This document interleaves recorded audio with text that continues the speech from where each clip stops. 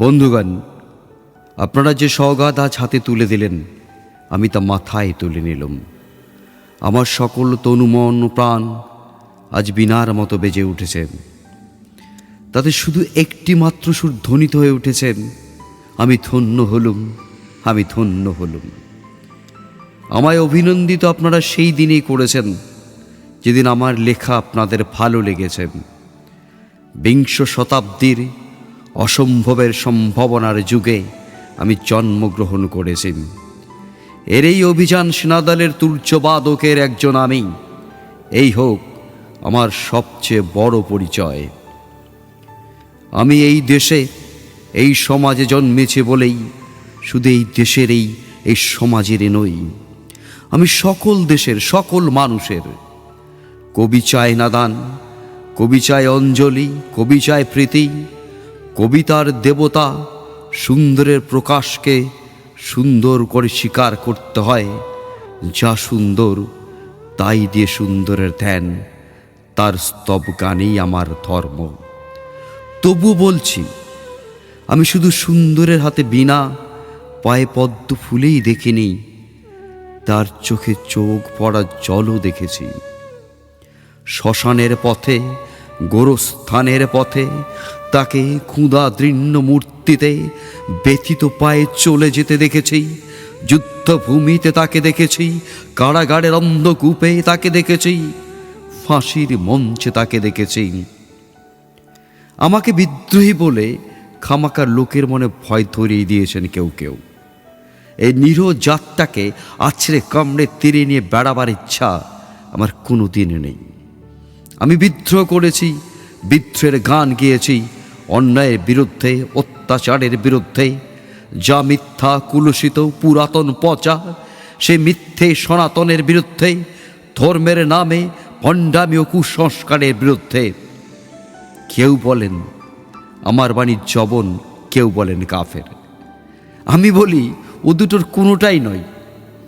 আমি কেবল মাত্র হিন্দু মুসলমানকে এক জায়গায় ধরে এনে হ্যান্ডশেক করাবার চেষ্টা করেছি, গালাগালিকে গলা গড়িতে পরিণত করবার চেষ্টা করেছি। সে হাতে হাত মেলানো যদি হাতাহাতির চেয়ে অশোভন হয়ে থাকে, তাহলে ওরা আপনিই আলাদা হয়ে যাবে। আমার গাঁট ছাড়ার বাঁধন কাটতে তাদের কোনো বেগ পেতে হবে না। কেননা একজনের হাতে আছে লাঠি, আর একজনের আস্তিনে আছে ছুরি।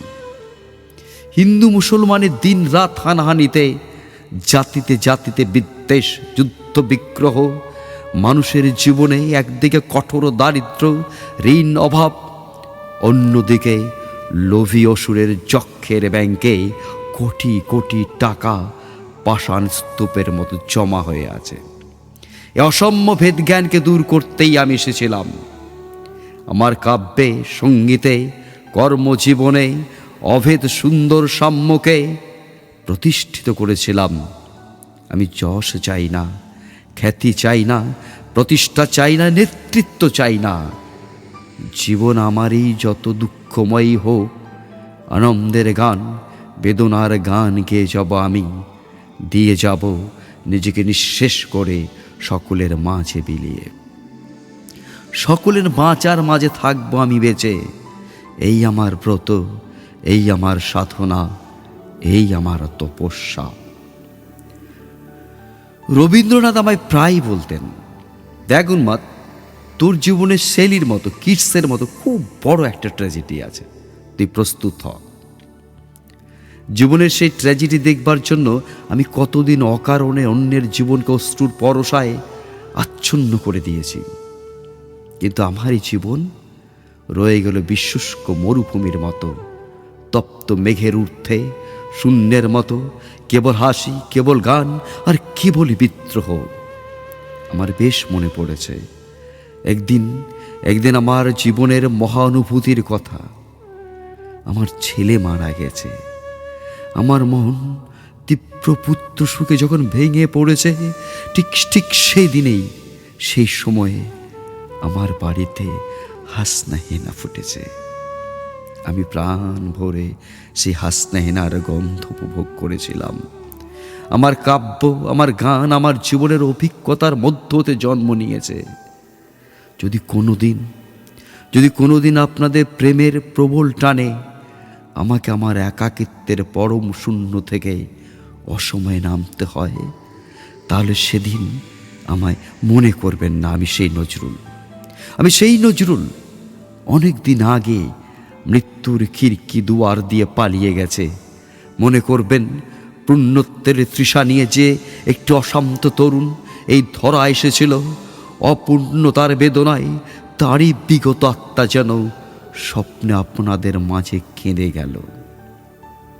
যদি আর বাঁশি না বাজে, আমি কবি বলে বলছি না, আমি আপনাদের ভালোবাসা পেয়েছিলাম, সেই অধিকারে বলছি। আপনারা আমায় ক্ষমা করবেন, আমায় ভুলে যাবেন। বিশ্বাস করুন, আমি কবি হতে আসিনি, আমি নেতা হতে আসিনি। আমি প্রেম দিতে এসেছিলাম, প্রেম পেতে এসেছিলাম। সেই প্রেম পেলাম না বলেই আমি প্রেমহীন নিরস পৃথিবী থেকে নীরব অভিমানে চিরদিনের জন্য বিদায় নিলাম। যেদিন আমি চলে যাব সেদিন হয়তো বড় বড় সভা হবে, কত প্রশংসা, কত কবিতা বেরোবে হয়তো আমার নামে।